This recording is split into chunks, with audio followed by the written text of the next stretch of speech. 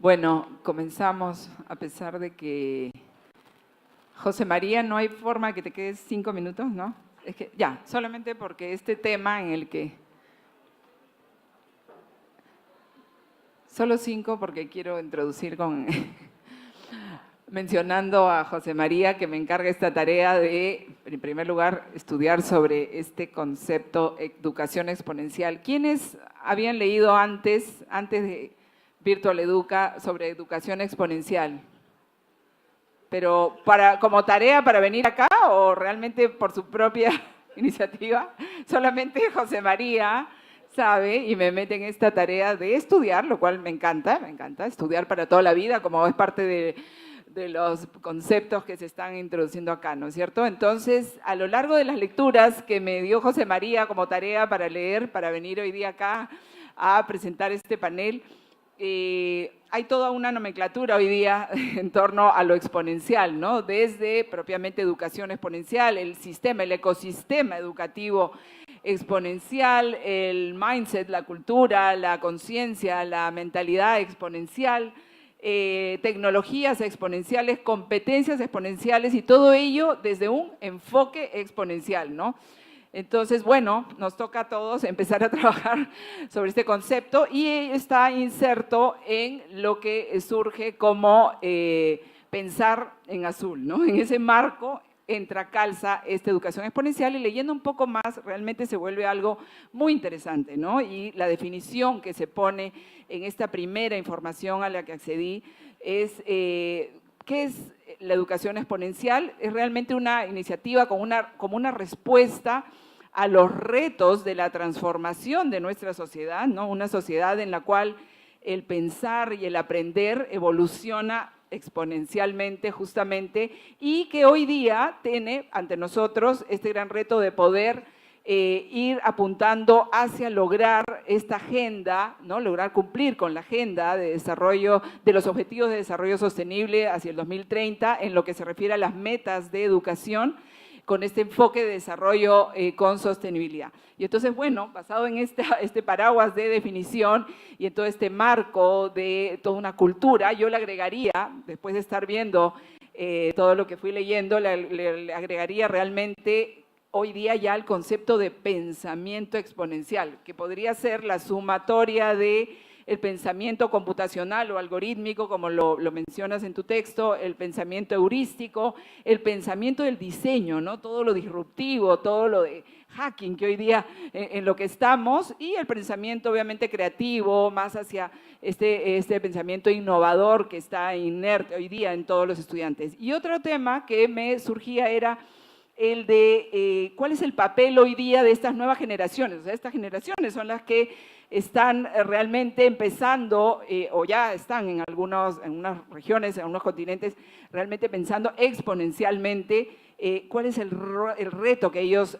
tienen realmente, porque la generación Z ya no son la generación de los millennials, sino hoy día hablamos de esta generación Z que tienen la tarea realmente de hacer todo este trabajo de ir hacia una educación exponencial, hacia cuáles son esos trabajos en los cuales ellos van a estar inmersos, el aprender para toda la vida o cada día aprender algo nuevo porque exponencialmente avanza toda la información que vamos teniendo, toda la creación, toda la innovación que va surgiendo. Y entonces es una tarea que creo que es muy importante que identifiquemos que todos somos stakeholders, realmente todos somos actores en esto, el sector privado, el sector público, las organizaciones sociales, en realidad en general, la sociedad civil, la academia, todos en conjunto tenemos que ir caminando hacia lo que es realmente enfrentar estos retos de mejor manera y cumplir, gracias a que estamos trabajando en ello, las metas planteadas por Magali Robalino en la Agenda al 2030, las metas de educación dentro de esta agenda, ¿no? Y en lo que se refiere a, bueno, tecnologías exponenciales, que también está metido como un concepto, ya convertir como propias realmente todas estas tecnologías de inteligencia artificial, cuando están pensando los distintos gobiernos en, bueno, ¿qué hacemos? ¿Empezamos o no con pensamiento computacional desde la educación básica? ¿Qué figuras profesionales tecnológicas vamos a introducir? Si la del desarrollo de software o si la de ciberseguridad. inteligencia artificial nos parece chino para muchos de nuestros países pensar en que vamos a formar a nuestros estudiantes en inteligencia artificial, en machine learning, en data science, etcétera, etcétera. Realmente creo que tenemos que tomar el toro por las astas y empezar a prepararlos así. Aunque pensemos que todavía estamos muy bajos en PISA, creo que tenemos que arrancar ya a trabajar con este tipo de tecnología, formando a nuestros estudiantes para esos trabajos que son los que van a conseguir realmente mucho más rápido si es que están preparados en ello, ¿no? Entonces, bueno, con esto y cumpliendo lo que siempre critico a los moderadores que hablan más que sus panelistas, paro aquí, porque si no me encantaría seguir hablando, y le doy la palabra a Elizabeth, quien, directora de Fundación Telefónica, que ha venido para hablarnos sobre lo que son los trabajos del futuro en el marco de la educación digital y de todo este gran proyecto que tienen. El que conozco de cerca es el del Perú. Y bueno, en buena hora contamos con su presencia para que nos cuente un poco lo que vienen haciendo. Gracias, Lucía. Muy buenas tardes. Desde Fundación Telefónica venimos trabajando desde hace más de 20 años en la educación. Nos consideramos un pequeño laboratorio de experimentación. ¿Y por qué digo experimentación? Por las profundas dificultades geográficas que tenemos en nuestro país, costa, sierra y selva, y el gran reto y valla que tenemos aún por el lado de la conectividad. Existe todavía mucho por hacer y por eso hemos tenido que ir trabajando en soluciones que incorporen contenidos tanto que se puedan ser desarrollados en línea o fuera de línea, por esta particularidad. A partir de esto, quisiera presentarles un primer video, que es una pieza de una campaña que hemos lanzado en Perú, sobre una reflexión que he escuchado a lo largo de estas sesiones. Trabajos del futuro. ¿Estamos preparando realmente a nuestros hijos para los trabajos del futuro? ¿Existe conciencia en la sociedad sobre ello? Por favor, el video.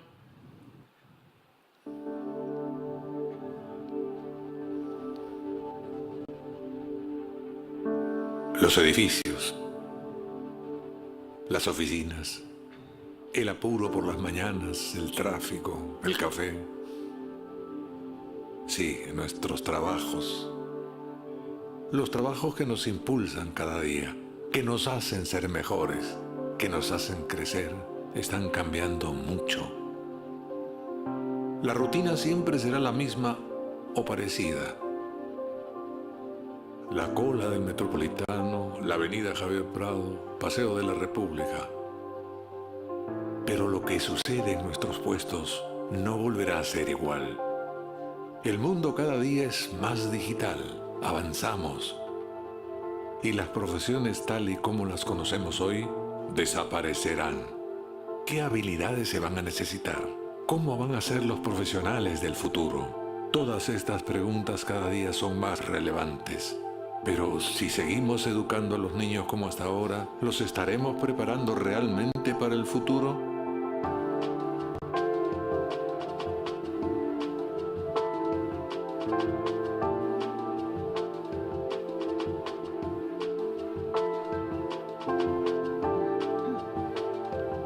Fundación Telefónica mejora la educación de niñas y niños para afrontar el mundo digital.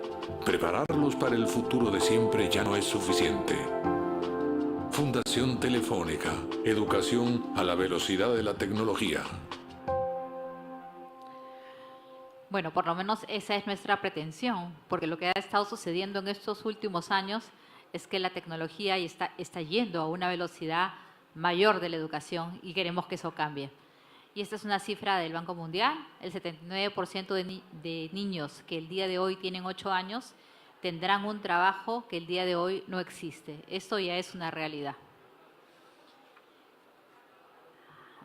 Asimismo, en menos de 10 años, el 90% de empleos solicitarán competencias digitales. Entonces, es muy relevante que preparemos en esas competencias digitales para que nuestros niños del futuro puedan conseguir trabajos y oficios.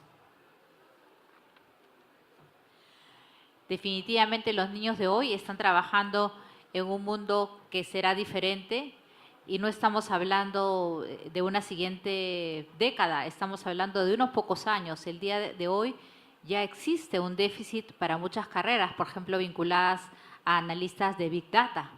Hay estudios que ha hecho Cisco que afirman que existen más de 17,000 posiciones que no pueden ser cubiertas. Y en eso tenemos a la robótica, que va a ser muy importante, como acá muchos de ustedes también lo han manifestado, que nuestros hijos y niños aprendan a programar desde pequeños, que el Big Data también sea parte del análisis, la inteligencia artificial, la robótica. Se está también desatando un gran debate acerca de la inteligencia artificial. Los robots llegarán a reemplazarnos a nosotros en los trabajos que existen el día de hoy. Hay corrientes que dicen que sí, que el nivel de automatización que va a ser tan grande va a conseguir que los trabajos que requieran automatización sean ejecutados por robots. Pero bueno, otras corrientes con las que yo comparto, lo que yo pienso es de que van a surgir nuevas carreras, nuevas profesiones, y bueno, los robots también van a ser parte de ese ecosistema laboral. Las matemáticas, la informática van a ser o son muy necesarias para el desarrollo de estas habilidades, así también como el desarrollo de las habilidades blandas. La empatía, el trabajo en equipo, son habilidades que van a ser muy importantes que se desarrollen a futuro. Tenemos un nuevo mercado laboral de avances tecnológicos. Y en parte de esta campaña que les estaba presentando, quisimos ser provocadores. Entonces pusimos a lo largo en diferentes espacios de Lima, diferentes ofertas de empleo. Entonces teníamos figuras que así, ¿no? El empleo de creador de árboles. Y pusimos un teléfono, ¿no? Para que nos escribieran. Y bueno, y también a quienes nos escribieron les respondimos que esto era parte de una campaña, pero quisimos ser bastante provocadores. Diseñador de sueños, arqueólogo de basura espacial, ingeniero de reciclaje, hacker meteorológico. Uno pasaba por la calle y se encontraba con esto, ¿no? En la oferta del empleo del ingeniero de tráfico automatizado, porque bueno, como los carros a futuro se van a manejar solos, tiene que haber un ingeniero para eso, ¿no? Y solo cuando miraba este cartel pensaba, ojalá que sea pronto, porque el problema del tráfico es cada vez mayor en nuestros países. Arqueólogo de basura oceánica. Todas estas carreras que parecen que vinieran a ocurrir dentro de muchísimos años están a la vuelta de la esquina. El creador de árboles, el creador de órganos del cuerpo humano, porque la esperanza de vida va a ser aún mayor. Entonces, tecnologías como la impresión 3D van a permitir que construyamos un hígado, un corazón. Entonces, esto es una realidad. Innovador de energía sostenible, especulador de monedas virtuales, guía turístico espacial, porque el turismo ya no se va a limitar al territorio, al planeta, sino vamos a salir fuera del planeta y vamos a necesitar guías. Biohackers. Entonces, mirando todo esto, toda esta realidad que se viene, quisiera contarles la contribución que viene haciendo Fundación Telefónica en Perú para el desarrollo de estas competencias digitales y para que nos adaptemos a esta cuarta revolución tecnológica que estamos viviendo. En Fundación Telefónica trabajamos en 4 grandes líneas: educación e innovación, empleabilidad, cultura contemporánea y voluntariado corporativo. En el área de educación digital e innovación, quisiera enfocarme en un proyecto muy grande que estamos desarrollando no solo en Perú, sino en África y en otros países donde opera la Fundación. Y estamos interviniendo tanto en escuelas urbanas, porque aún existe un 34% de pobreza a nivel urbano, y un 44% de pobreza a nivel rural. Intervenimos también en hospitales, donde los niños pasan largos periodos de tiempo sin acceso a la educación, en entornos altamente vulnerables. Hace poco el Papa Francisco visitó uno de estos hogares donde vivían niños que habían sido recogidos, que eran víctimas de la violencia, y que ese lugar era su hogar, ¿no? Entonces, ahí también hemos colocado tecnología para que esos niños luego del colegio puedan continuar practicando.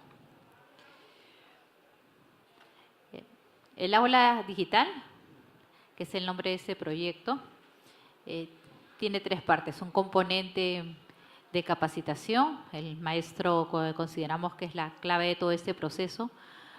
El maestro va a recibir en este programa 400 horas de capacitación. Lo estamos desarrollando en alianzas con el Ministerio de Educación, los gobiernos regionales. Van a recibir también un certificado que va a ser útil para su escalafón.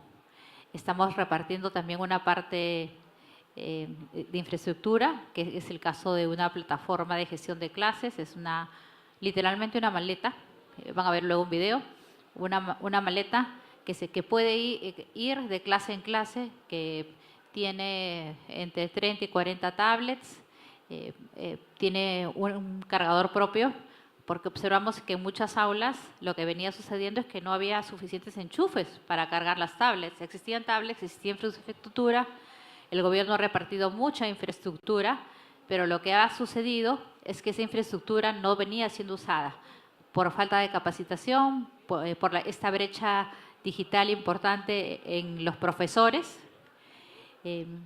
y por falta de contenidos, ¿no? Entonces ahí tenemos a la maleta, la estamos observando, es una maleta que si la cerramos tiene rueditas y puede ir pasando de aula en aula. En este momento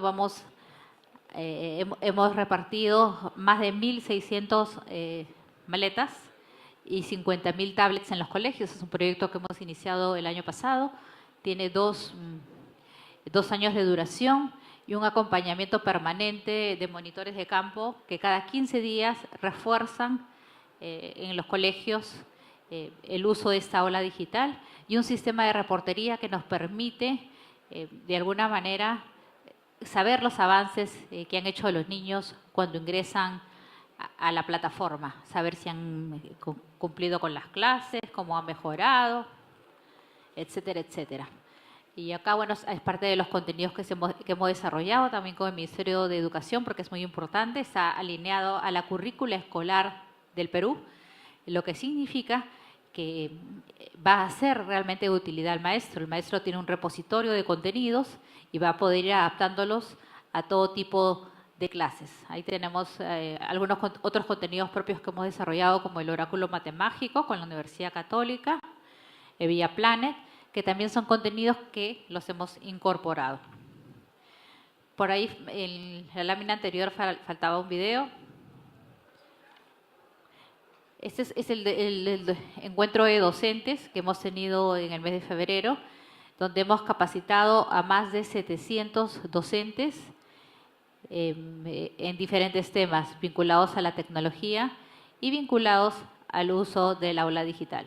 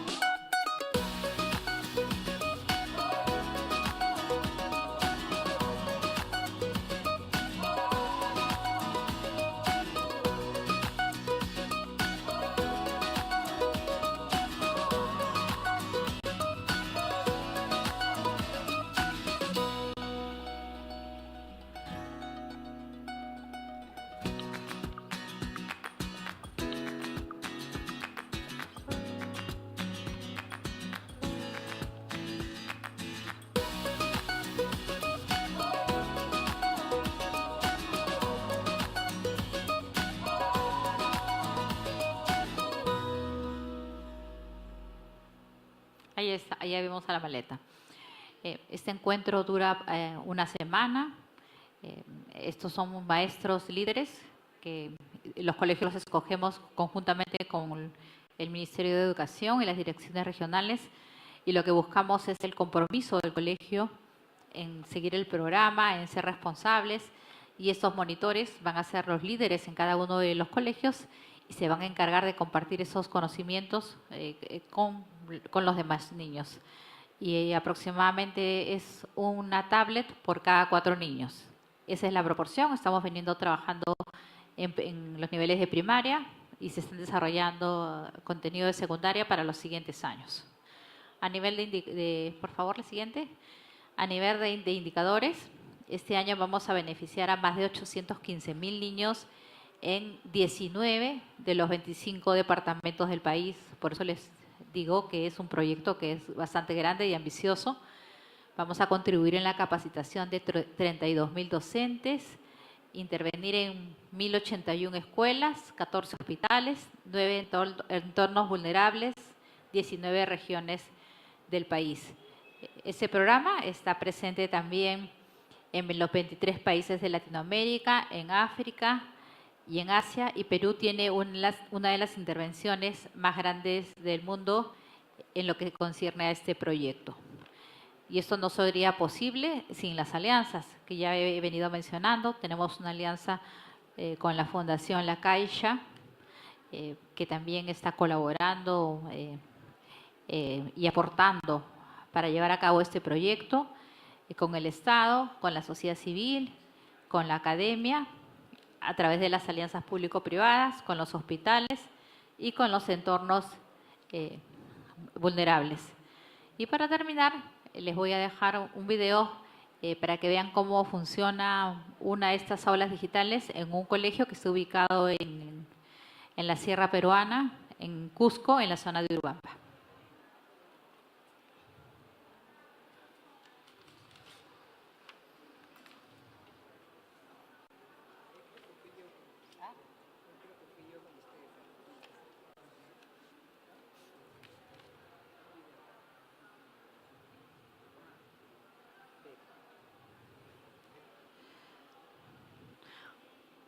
Urubamba es una zona de Cusco. Bueno, ya empezamos.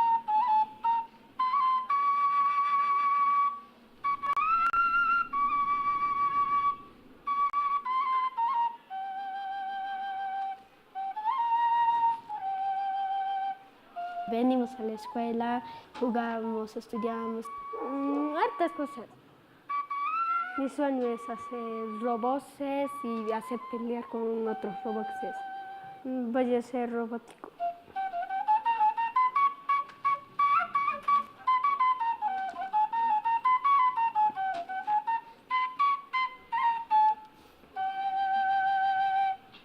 A veces trabajar con las tablets. Es chévere, cuadraditos y dominas con tus dedos.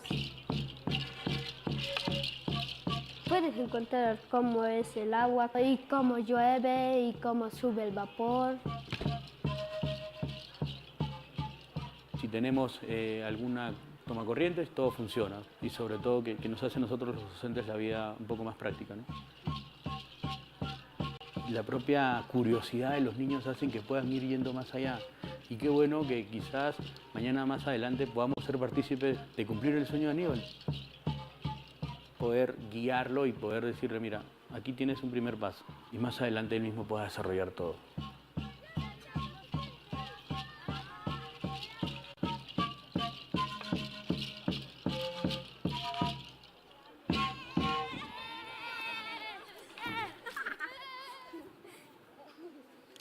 Muchas gracias.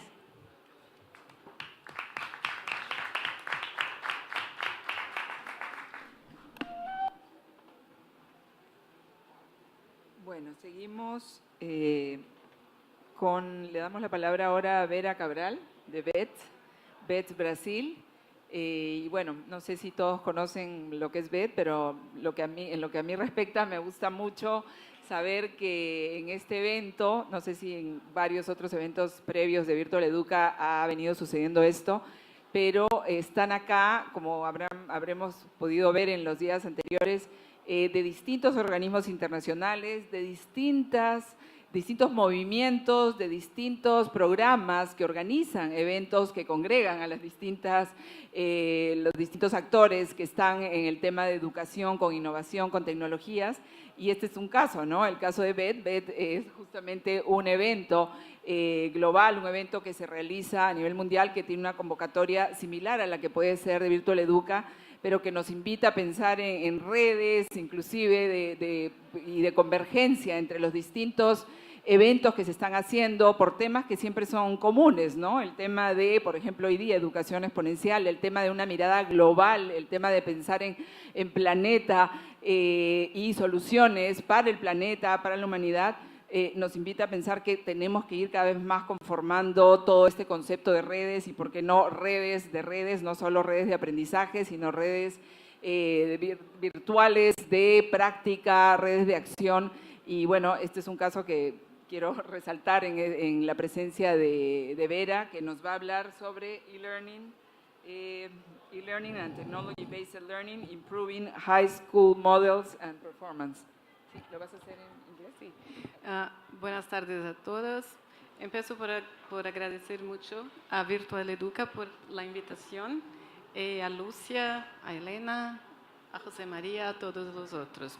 Bueno, yo preparé mi ponencia en portugués porque no sabía exactamente quién estaría en la audiencia, pero ahora veo que lo mejor no es hablar en portugués, pero también yo no soy confortable en hablar el portuñol que hablo, entonces prefiero hablar en inglés si no es problema para ustedes. Bueno, ok. Entonces cambiamos de lengua ahora. No, yo hablo portuñol. Ok. Bueno, si hay problemas, por favor, pregúnteme. Lo que quería decir a ustedes... No, en inglés. Okay. When I saw the theme, exponential education, I was thinking and wondering what to say. Because actually, when we talk about transformation in education, what we see is that nowadays we have many different cases and many different schools and many initiatives, but they are all kind of something that is happening like viral happenings.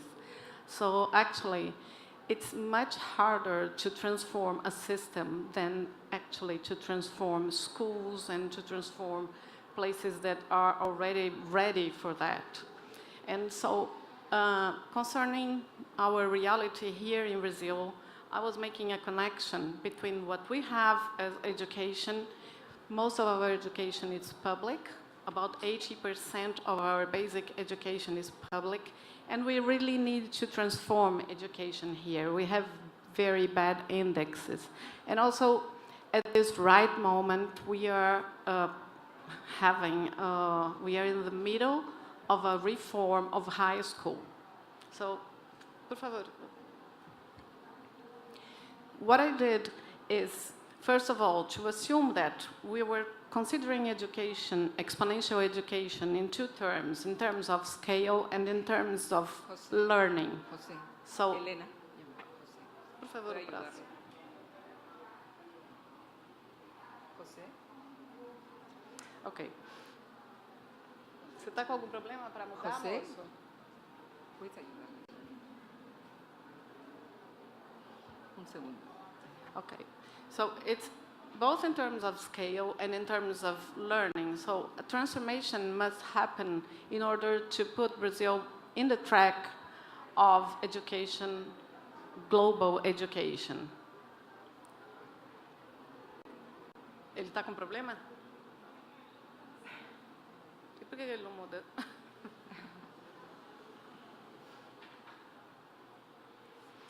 Well, I can go on. Anyway,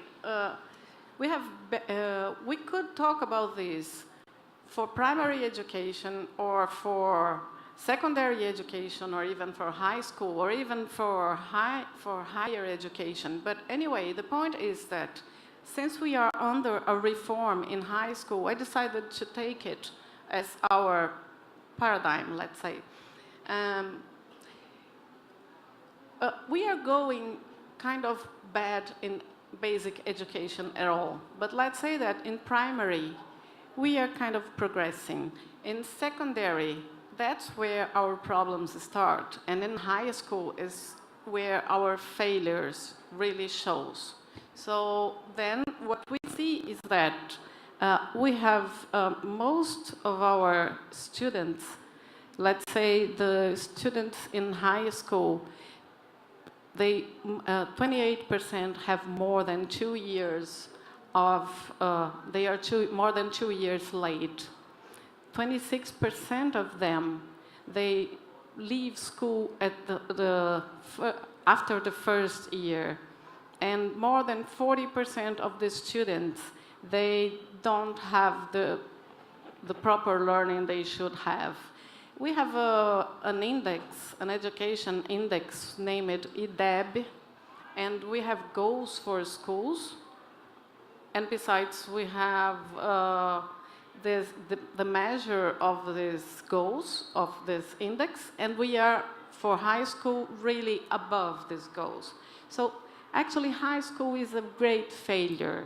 And if we consider that less than half of the students that engage, that enroll primary school, less than half of them get to high school. So this is a tragedy. So what can we do? The point is that we have a reform, and besides, this is what I was talking about. So the red line is the one with the goals, and the blue one is our achievements. So this number is for 2015. It has no change since the beginning of the measurements, and despite all the efforts that have been done, nothing is happening. Próximo, por favor. So compared to OECD, we have a very bad situation. So among the youth of 15 years of age, only 53% are engaged in high school. Among the 16-year-old ones, it grows to 67, but then it falls again when you turn to 17 due to all the people that evade. And in OECD, at this range of age, about 90% are in high school.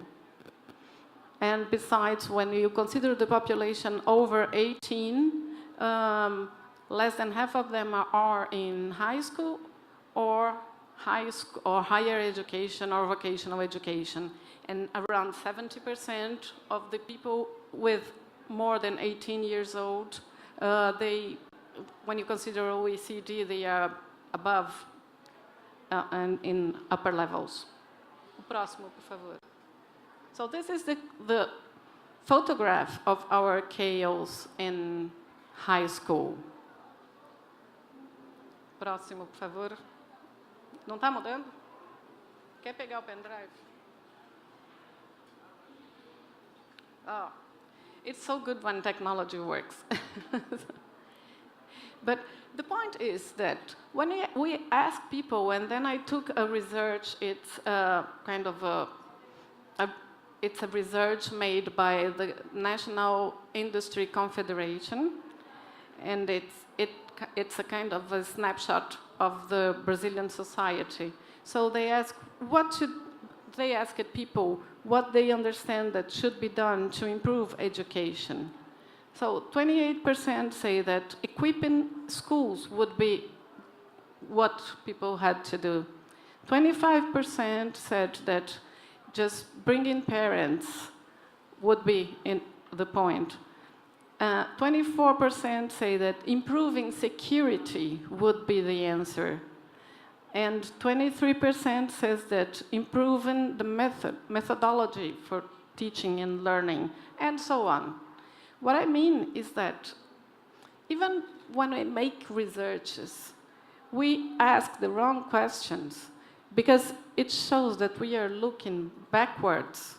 We are looking through the mirror, and we cannot understand we don't pay attention to what's happening really in the world when we think about how to transform our education. So my point here is that when we think about public policies, at least in this country, it's very difficult to incorporate the changes that have been happening in other parts of the world, and also that other parts of the world are overwhelmed about. So I'm not saying that everyone has this feeling, this understanding, but at least I think that we don't even know how to approach, and that's the point. Próximo, por favor. So I took a phrase from Andreas Schleicher. It was in English and I translated, so backwards to English.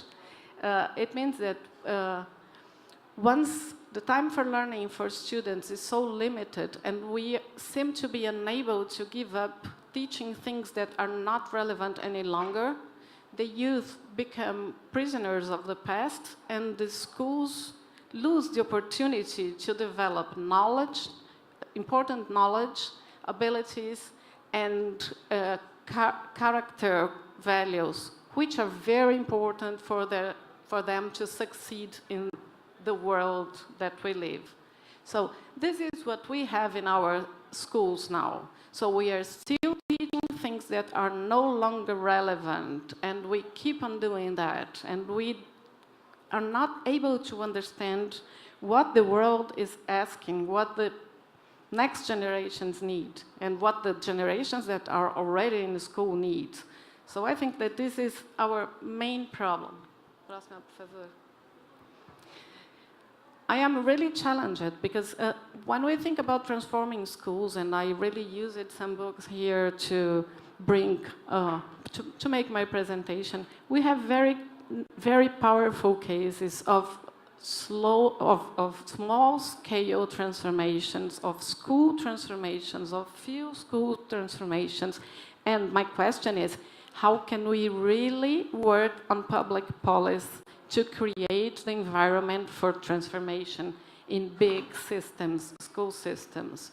So, getting another book from Andreas Schleicher, a new one, which is World Class, How to Build a 51st Century School System. Actually, he learns from different countries that have been transforming their systems. So what he brings is that, in first place, the leaders of these countries, they have convinced their citizens about the importance that education has to have in their lives, and as a priority as policy.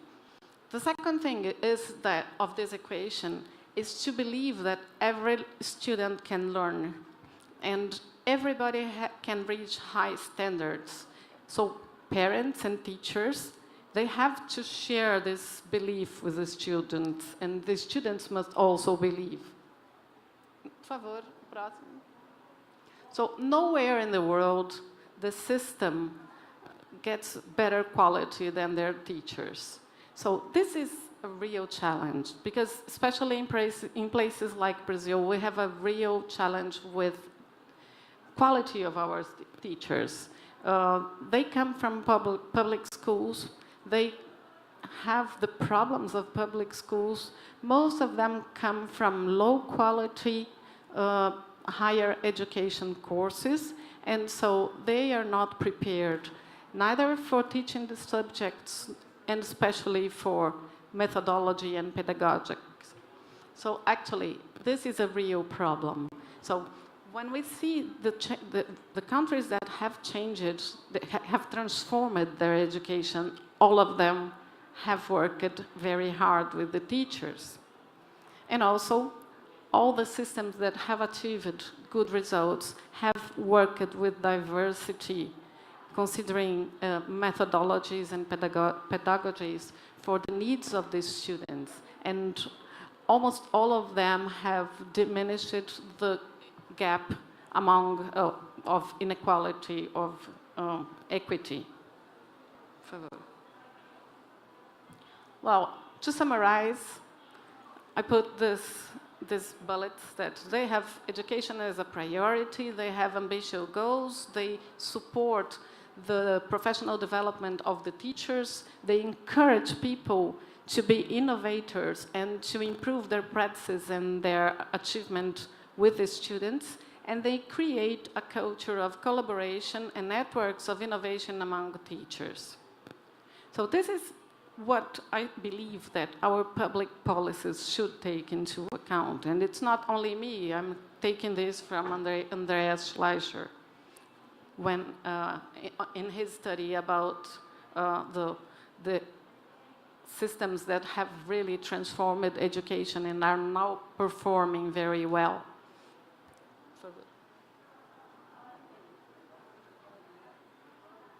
So I bring some examples, but my point is that actually we have been working on public policy in the same logics and in the same tools that we were working in the years 50 or 60s in the last century. And we also think about sequential actions, so it's kind of one after the other. We were in a meeting 2 days or 3 days ago, and we were talking about that, and then they said, one of the people that were there said, I would focus on teachers. My point is that we don't have this privilege to focus in one thing. We have to do everything at the same time.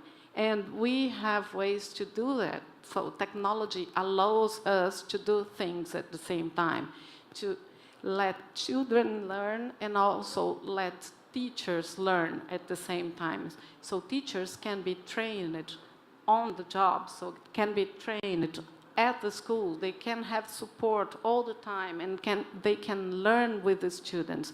So this is a very important change in behavior and culture, because we always suppose that teachers have to know first and then they will teach. We are changing to a world where we learn together. So of course teachers have to have some abilities, and they have to be able to lead the learning, but they don't have to know everything. So the point is that if we don't change our mindsets, we are not transforming education.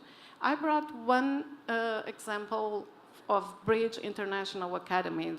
I was looking for a few examples of transformative education and at low cost, because normally we say, oh, but we can't afford to do things that Finland do. So this is something that always is around when we talk about transformation here. So that's why I look at for a very low cost example. And so the point is that they have a model which is scalable and sustainable. And their model is always sustained on research and development and also on technology. Próximo, por favor. So what they do, they have their teachers always being trained during all the time. So they say they have support for the teachers 24 hours a day, 7 days a week. And they can be in touch with master teachers inside and outside the classroom. They get together with other teachers. So they also have very high standards, so world-class standards for classes, which are developed together with governments. All the knowledge is contextualized, and so learning is also personalized. They also have a teacher's guide that is a tool that really helps teachers to understand what's happening with the classroom and what's happening to each student individually. And they also use lots of big data and analytics to understand and to communicate to students and to parents. So I'm not saying that this is the only formula, because I'm quite sure that in this world there is not one model that fits all. Especially when we're thinking about personalizing and also about different models that can suit different people and different contexts. But this is an example that it's possible to do with not so much money, and it's possible to get scale too. Next, próxima, por favor. And I also took a book, this is from Fundación Telefónica, and the name of this book is Viagem à Escola del Siglo XXI. And this book is very interesting because it brings lots of examples of schools that have transformed their education. And they also make things like summarizing some aspects, just like Andreas Schleicher did in his book. So they bring a structure of how these schools that have transformed their education have worked. So all of them rely on technology somehow in different ways. And so the first level that they notice that building this kind of school takes is, first of all, it's a web page where you communicate with the community, you communicate with parents, and you can show the work that has been done at school at every moment. The second level is an online platform for all the school community, and it's for collaboration, communication. They also have tools for work. They have also some solutions for content and for hosting. The third level is a platform for teachers. In this platform, they collaborate. They also have their trainings, and they also have didactic resources. And the last level is they call personal learning spaces. And it's for teachers and also for students. It's where they can make their projects and share their projects and work collaboratively on their projects. So what I mean is that we do have a framework nowadays that can help us to design better and more transforming policies concerning what we have as possibilities, as resources, as technology, and as examples of transformation in the world. But we are still attached to the past. And I think it's time to start understanding what's going on, and instead of driving and designing policies that look through the mirror, to look ahead and to create a better future to our students. Thank you. That's it.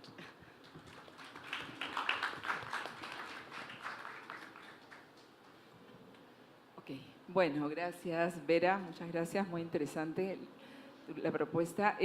Vamos a empezar con Eugenio Severín, quien nos va a hablar, bueno, en el marco de educación exponencial, sobre el proyecto Tu clase, tu país, del cual es el director ejecutivo. Conocí a Eugenio, mientras van poniendo la presentación, les puedo contar que lo conocí, tuve la oportunidad de conocerlo en el Ministerio de Educación en Perú, cuando fue a presentar justamente esta plataforma dedicada al docente. Y comentábamos ahí en esa oportunidad cómo son en los distintos países, ¿no?, los programas formativos, cómo se van produciendo. Y él me decía realmente que en la gran mayoría de países en los cuales él estaba ya trabajando o estaba haciendo su presentación, realmente iban haciendo camino al andar. Al docente se le iba capacitando como a un docente funcional, a medida que iban habiendo las necesidades, se le iba formando, ya sea para un programa nuevo de matemáticas o de lectura o lo que fuere. Y en ese caso, en esa oportunidad, en el Perú ya estábamos casi terminando lo que iba a ser la política, ¿no? Primero, bueno, lineamientos para tener un plan nacional de formación docente y directiva, que ya hoy día es una realidad. Tenemos este sistema, este Servicio Nacional de Formación Docente y Directiva, que definía, en primer lugar, cuáles eran las competencias de todo docente del siglo XXI, cuáles eran los niveles dentro de esas competencias y cuáles eran los itinerarios a seguir para ir logrando esas competencias. Inclusive, como anécdota, les comento que acá nos acompaña Lea Sulmond, que justamente fue quien nos adelantamos un poquito desde la Dirección de Innovación Tecnológica a definir al detalle la competencia digital del docente del siglo XXI, y lo insertamos, logramos que se pueda insertar esta competencia digital siguiendo la misma lógica de las competencias, los niveles y los itinerarios, y de cara a tener trazados los estándares de competencias digitales del docente. Y entonces eso fue algo interesante para Eugenio conocer, que no solamente estamos trabajando con un programa de revalorización de la carrera del docente en una alianza con UNESCO, quien lidera esto, sino que tenemos toda esta propuesta desde un enfoque meritocrático, obviamente, de posibilidades de desarrollo, crecimiento profesional, económico y de reconocimiento del docente cuando sigue esta ruta de su carrera docente. Entonces, le doy la palabra a Eugenio. ¿Estamos? Gracias. ¿Aló? ¿Sí? ¿Se escucha? ¿Se escucha? ¿No? Ahora sí, ahora sí. Buenas tardes. Bueno, muchas gracias por la invitación y no deja de ser intimidante estar en Brasil y compartir la mesa con dos amigos brasileños a los que quiero y admiro mucho, así que estoy un poco asustado de presentar con ellos. Yo quisiera básicamente compartir con ustedes esta reflexión respecto a los desafíos que tiene nuestra educación. Si podemos pasar a la siguiente lámina, por favor. Gracias. Y yo quería partir con una nota de optimismo respecto de lo que está pasando en el mundo, en donde generalmente nos enfrentamos a tanta mirada negativa respecto de los cambios que están ocurriendo en el mundo. A mí me encantó encontrar este cuadro de datos que nos muestra cómo ha cambiado el mundo. No sé si se lee mucho, desde acá se lee poco, pero desde más cerca no sé si se alcanza a ver algo.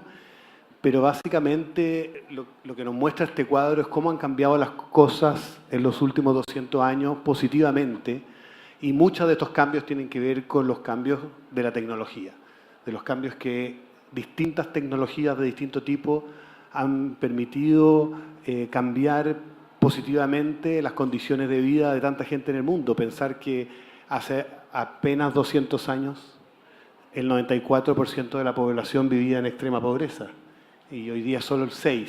Sigue siendo un tremendo desafío ese 6%, pero no es el 94% de hace 200 años. Pensar también en los derechos políticos, cómo hoy día el 56% de la población mundial vive en democracia, cuando hace 200 años apenas el 1% vivía en democracia. Y así, datos de salud, el 86% vacunada contra las pestes, hoy día contra el 1% hace 200 años, el 85% de la población alfabetizada, cuando hace apenas 200 años solo el 12% estaba alfabetizado. Y las expectativas de vida que han pasado de 41 años a 71 años en promedio en el mundo. En muchos de nuestros países es aún más alto que eso. La mortalidad materna. Y a mí siempre me impresiona en este contexto en que nos tratan de convencer de que estamos en un mundo torturado por la guerra y el terrorismo. Recordar que hace 200 años 1 de cada 1.800 personas moría a causa de la guerra. Y hoy día es 1 cada 200.000. Es decir, realmente el progreso que la humanidad ha alcanzado es enorme. Y creo que tenemos que... yo quería partir con esta mirada positiva que suele ser la que no nos acompaña en la lectura de los diarios, de las noticias, o de lo que muchas veces nuestros propios líderes políticos tratan de convencernos. Porque creo que de alguna manera nos permite también mirar el futuro con más optimismo. Y voy a partir justamente hablando del futuro con algunos datos que tienen que ver con lo que viene por delante y que justamente nos plantean estos desafíos nuevos que enfrentamos como humanidad. Por favor, la siguiente lámina. A mí me impresiona mucho este reporte de la Universidad de Oxford del 2017 que dice que el 47% de los trabajos que hoy desarrollan las personas van a ser desarrollados por robots o inteligencia artificial en los próximos 20 años. Esto suele ser visto como una muy mala noticia, porque nos imaginamos por lo pronto que el 47% de las personas van a dejar de tener sus trabajos. Y no deja de ser interesante además cuando la Universidad de Oxford dice, bueno, ¿cuáles son los primeros 5 trabajos que van a desaparecer? Por favor, si puede pasar la siguiente. Son obviamente los trabajos de administración general, todos los trabajos de contabilidad dentro de la oficina, muchos de ellos ya reemplazados por software o por planillas Excel. El siguiente, por favor. Los vendedores, me imagino que habrán visto cómo ya han empezado a aparecer tiendas donde no hay gente que las atienda, más allá incluso de las compras online. La siguiente, por favor. Los reporteros, los periodistas, los autores y los creadores.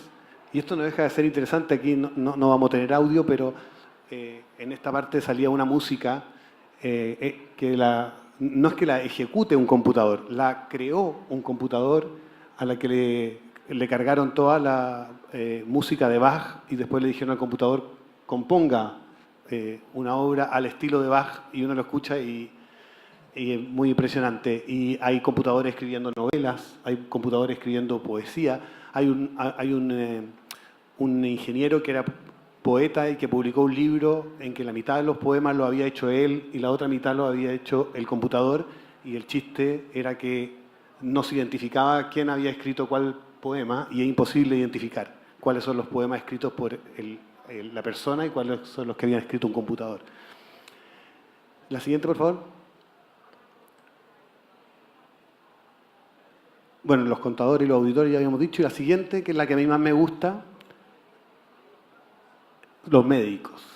Me gusta porque en la fantasía de las profesiones los médicos siempre se han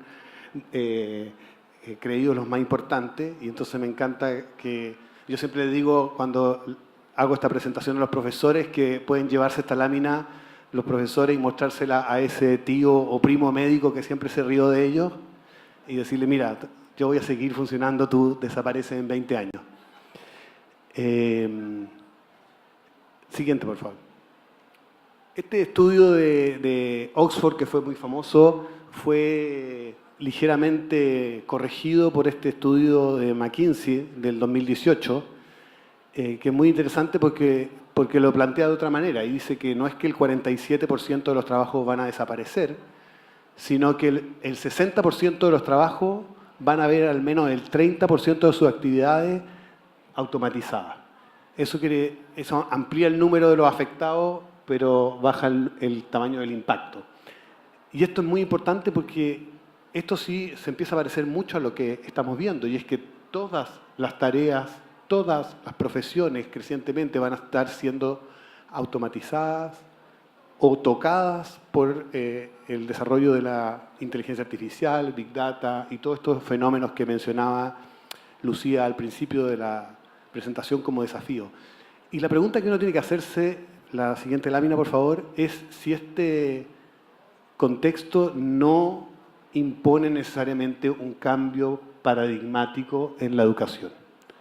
Si estamos pensando algo que no va a ocurrir en el próximo milenio, sino que va a ocurrir en 20 años más, va a ocurrir cuando los chicos que hoy día están naciendo salgan de la escuela y estén entrando en la universidad.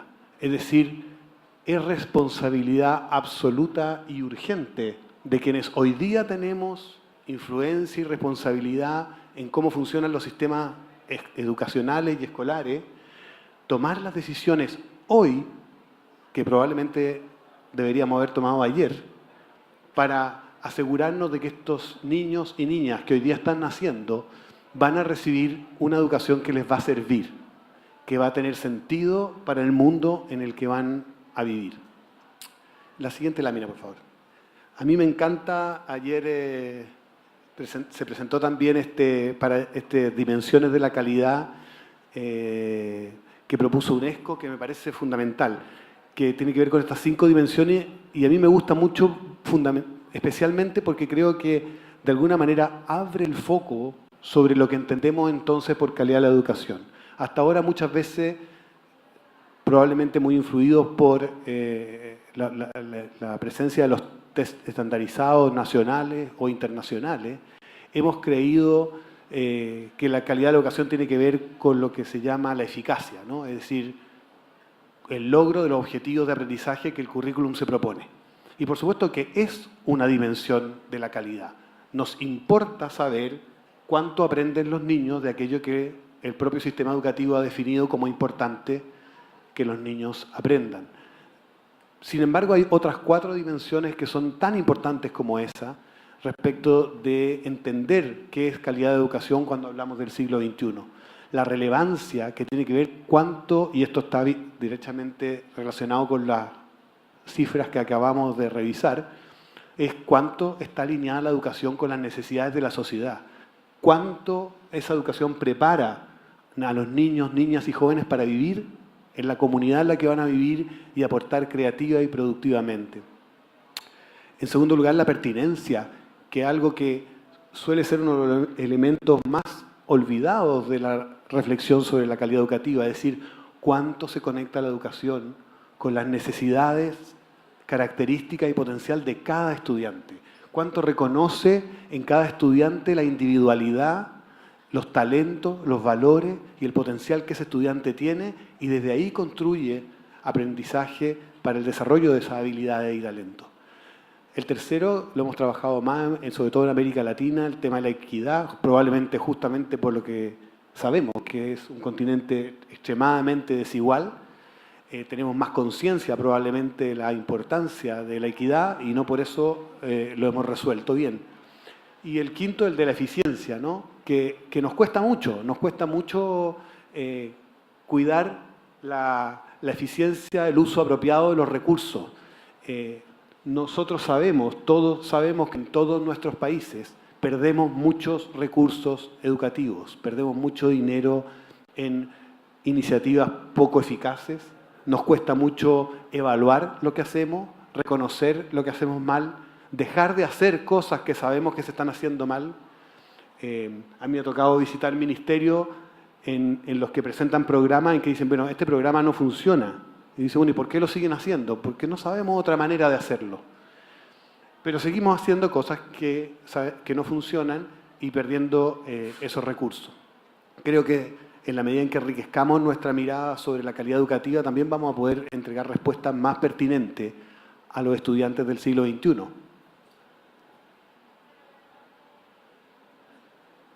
No, pues, ya falta poco. Y como decía Lucía, a mí lo que me mueve hoy día es la formación de los docentes. Creo que el elemento fundamental, si queremos mover los sistemas educativos, en primer lugar, es cambiar el contexto, la realidad y la forma en que trabajan los docentes. Vera también lo mencionaba en su presentación. Mover a los docentes significa hacernos cargo al menos de estos tres elementos. ¿Cómo atraemos a la profesión docente a mejores candidatos, mejor preparados, más entusiastas? Que eso nos ha costado mucho en nuestros países, en que el desprestigio de la profesión docente ha llevado que muchas veces quienes llegan a ejercerla no son los más preparados, no son los que quisiéramos, y tenemos un enorme trabajo que hacer para hacer más atractiva la profesión docente y así tener mejores profesionales ejerciendo. En segundo lugar, mejorar nuestras políticas de formación, las de formación inicial, que ya sabemos lo complicadas que son y lo conflictivas que son en algunos de nuestros países, pero también las de formación permanente, la formación continua, en donde tenemos un enorme trabajo que hacer si queremos de verdad tener docentes comprometidos con la educación del siglo XXI. Y por último, los apoyos que los profesores reciben para el desarrollo profesional, incluidos sus salarios. Nosotros tenemos salarios en América Latina en general bajos para los profesores. Algunos países lo han aumentado significativamente en los últimos años, pero aún aquellos que lo han aumentado significativamente no alcanzan los niveles salariales de otras profesiones similares. Si queremos que la profesión, y estos tres elementos se alimentan, si queremos que la profesión sea atractiva para mejores candidatos, uno de los elementos que vamos a tener que cambiar muy rápido es, por ejemplo, los salarios y los apoyos de los profesores. La siguiente lámina, por favor. Y yo quería traer esto que me parece también fundamental en esta discusión sobre educación. Este es un metaanálisis que hizo la Education Endowment Foundation de Inglaterra sobre cuáles son las intervenciones educativas y la ordenaron según efectividad y costo. De manera que lo que aquí podemos saber, lo que está en la segunda columna, es que si tiene un solo puntito amarillo son intervenciones de bajo costo, y lo que está en la columna de impacto, lo que indican es, para unificar estos distintos estudios, lo que hizo esta fundación es medir el impacto en meses de aprendizaje.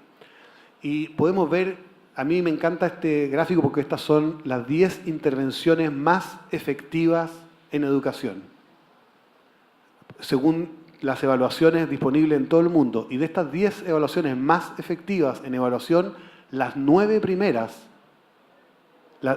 9 de las 10 son intervenciones que ocurren en el aula, que ocurren por el trabajo del profesor. Por lo tanto, si queremos tener impactos importantes en la calidad de la educación, lo que tenemos que hacer es ayudar y apoyar a los profesores para que puedan implementar este tipo de prácticas en sus aulas. No, si vemos la siguiente, por favor. Vamos a ver, estas son las menos efectivas. Si se fijan, por ejemplo, en muchos de nuestros países todavía se obliga a los estudiantes a repetir el año si no alcanzaron ciertos niveles de aprendizaje. Bueno, repetir el año es carísimo porque tiene un enorme impacto en el costo de la educación de ese niño y además lo retrasa en aprendizaje en lugar de adelantarlo. Creo que si no miramos la evidencia de lo que funciona y lo que no funciona, va a ser difícil que podamos mover nuestros sistemas educacionales. Y si hay algo que sabemos, por el gráfico que les mostraba anteriormente, es que los mayores impactos que podemos tener en la calidad de la educación son con las prácticas de los profesores y de los estudiantes en el aula. Ahí es donde tenemos que hacer nuestra apuesta. La siguiente lámina, por favor. Por eso que a mí me parece que es muy importante movernos desde el paradigma actual que tenemos en educación, que está basado en la estandarización, que quiere decir que hay un plan de estudio único e intensivo con pedagogía frontal, porque necesitamos que todos los niños aprendan lo mismo y por lo tanto viene con esta lógica industrial de que todos los niños aprendan sistemáticamente lo que ha sido definido y con evaluaciones estandarizadas y movernos hacia una lógica de diferenciación que respete la diversidad, que tenga planes de estudio flexibles, diversos, con metodologías activas y evaluación diferenciada, que reconozca esa diversidad en nuestros estudiantes. Movernos desde el paradigma actual de la competencia, en que hacemos competir a los docentes entre ellos, a los estudiantes entre ellos, a las escuelas entre ellas y a los sistemas educativos completos entre sí, a un modelo de colaboración, en donde podamos aprender unos de otros y compartir los aprendizajes.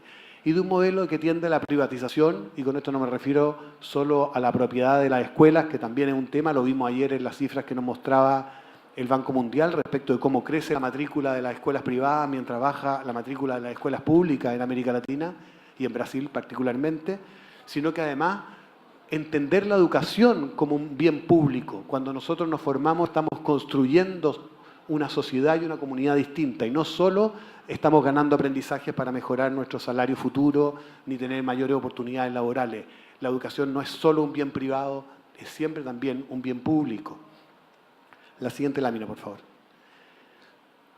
Y en esta línea les quería contar lo que nosotros hacemos en Tu Clase, Tu País, que es un proyecto que iniciamos hace casi 6 años desde Chile para contribuir al cambio de las estrategias de formación docente basado en 5 principios. La siguiente lámina, por favor. Primero, personalización, es decir, reconocer a cada profesor como un individuo distinto, con una trayectoria y una experiencia que compartir, pero también con necesidades de aprendizaje y de formación diferenciadas, y no tratar a los profesores como si todos fueran iguales, como si todos necesitaran la misma respuesta y la misma formación de parte de los sistemas educativos. La siguiente, por favor. El segundo principio sobre el que trabajamos es favorecer el trabajo entre pares, el que los profesores colaboren entre sí. Los profesores están tremendamente dispuestos a aprender de otros profesores y a trabajar con otros en comunidad. La siguiente lámina, por favor. El tercer principio, el de poner foco en la práctica, que los profesores aprendan lo que necesitan para su ejercicio en el aula y poner mucho más foco en el desarrollo de esas competencias específicas. El siguiente, por favor. El cuarto principio es que la formación sea permanente.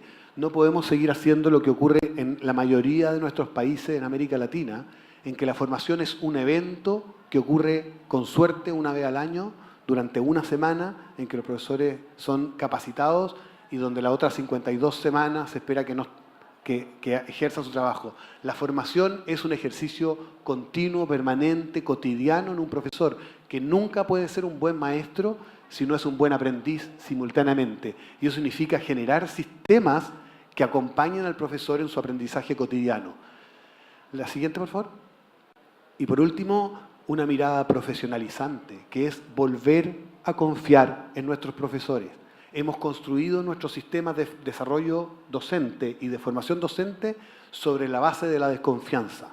Como suponemos que los profesores no son buenos, no tienen vocación, entonces generamos sistemas que puedan salvar el problema que tenemos con los profesores. Nosotros creemos que hay una enorme oportunidad si damos vuelta a la mirada y reconocemos que la mayoría de los profesores son profesores que tienen vocación, que tienen ganas de enseñar, que tienen ganas de compartir lo que saben y que están ahí para educar a nuestros hijos. Y lo que tenemos que hacer es empoderarlos, darles herramientas, criterios para que puedan hacer mejor su trabajo en terreno. La siguiente, por favor. Nosotros estos principios los implementamos de 4 maneras distintas, desarrollando experiencias en línea de formación de profesores, desarrollando experiencias presenciales en escuelas e instituciones, desarrollando talleres de formación docente y también trabajando con sistemas nacionales de formación docente de manera de tratar de moverlos estratégicamente desde las prácticas tradicionales de formación hacia prácticas más innovadoras y más activas basadas en estos 5 principios que yo les mencioné. La siguiente, por favor. Actualmente estamos trabajando en 7 países, en Chile, en Argentina, en Uruguay, Brasil, Venezuela, República Dominicana y en Colombia con la Secretaría de Educación de Bogotá. Más de 190.000 profesores que han participado en estos programas y esperamos seguir abriendo oportunidades para que los profesores se formen desde una perspectiva distinta, en donde sean reconocidos personalmente como profesionales comprometidos y activos, en donde puedan encontrarse y trabajar y colaborar con otros profesores en comunidad y en donde puedan fortalecer sus prácticas a partir de la formación permanente. Muchas gracias.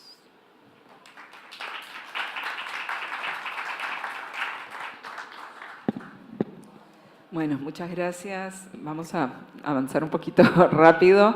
Queremos escuchar a César Núñez, que nos acompaña también para hacer algunos comentarios desde una perspectiva, tal vez desde la academia. César es doctor en física y está vinculado ahora con el Instituto de Unibanco, ¿verdad? Sí, gracias. Buenas tardes a todos. ¿Me escuchan? Gracias por la invitación para comentar un poco. Hay muchas cosas interesantes que se podría decir, pero me voy a quedar en lo que hablaron. El primer punto que me parece importante destacar es el concepto de exponencial, ¿no? que te pareció como algo nuevo de José María Antón. Creo que eso nos pone a pensar por qué tantos caminos nuevos, porque no es exponencial simplemente de crecer, sino que múltiples caminos. Muchas veces necesitamos elegir qué caminos queremos, no que sea bueno tener tantos caminos. Esto pasaba un poco por detrás de tanta la presión por innovación no necesariamente es buena. En educación se necesita tiempo para consolidar, para hacer un cambio cultural que sea sostenible. Entonces, me parece que hay que poner un poco en contexto. Eso es como un término nuevo que se coñó hace no sé cuántos años. Todo era líquido, ¿no? Para Bauman, por ejemplo. Entonces, el amor es líquido, todos los tipos de relaciones. Exponencial es algo también, que todo va a ser muy rápido, pero no necesariamente esto está bueno.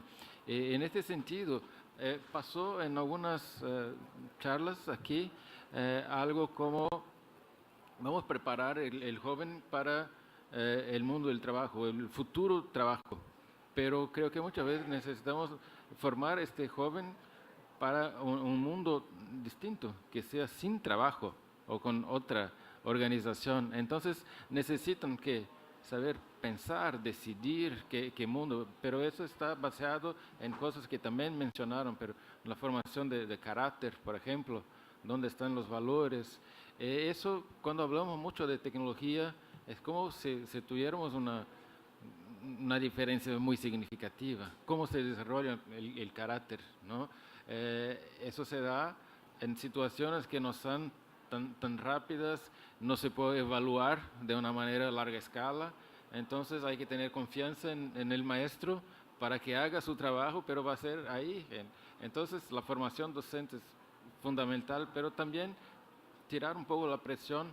Es casi como aprender a vivir el presente, ¿no? Porque estos jóvenes están viviendo este presente y después van a tener el futuro de ellos.